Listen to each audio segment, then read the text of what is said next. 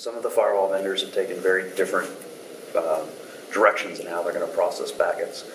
No more are we looking at just the basic ACL designs 10 years ago we saw for routers and switches, right?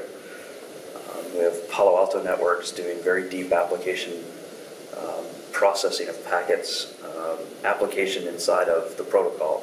So in other words, it's not just HTTP, and it's not just going to Google, but it's a Google Doc, and it's a Google Doc spreadsheet. And you can write a rule around users who can use spreadsheets versus documents versus Google Chat. You can kind of whitelist and blacklist at the application level inside of the website you're looking at. It's one of their techniques. And the other vendors, you see lots of other different integrations. It seems like each of the vendors are starting to find their own direction where they're going to focus. Fortinet has scaled up their product, and they've scaled across having, they now have central management servers, lots of different features. One of the unique things our customers like that they tell me about is they can add their application profiles on a rule.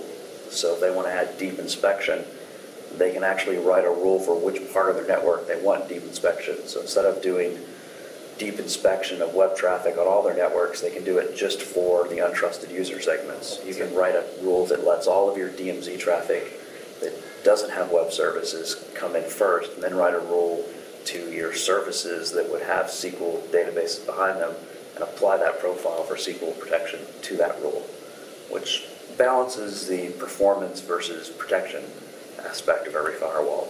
The three leaders are still Cisco and Juniper and Checkpoint, of course, right? Okay, yeah. And Checkpoint released their new Blade architecture this year, which allows you to pick and modularize the software, so the different types of enforcement. They added IPS and DLP, so intrusion prevention and data leakage protection, into the firewall suite. More of the advanced UTM function in the enterprise firewall. And you can pick and match those features into your Blade licensing scheme. So and give them more money. Right, of course.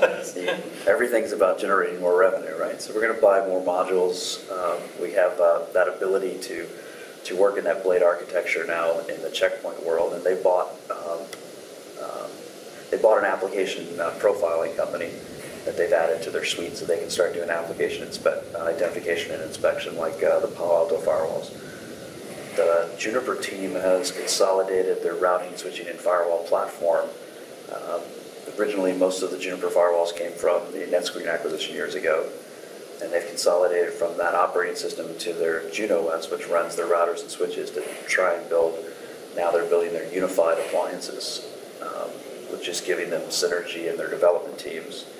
I think this year will be the year Palo Alto will make large gains in the market. They've added a lot to their product and gotten a lot of traction. So as the young player, they'll definitely make a lot of press this year in their growth.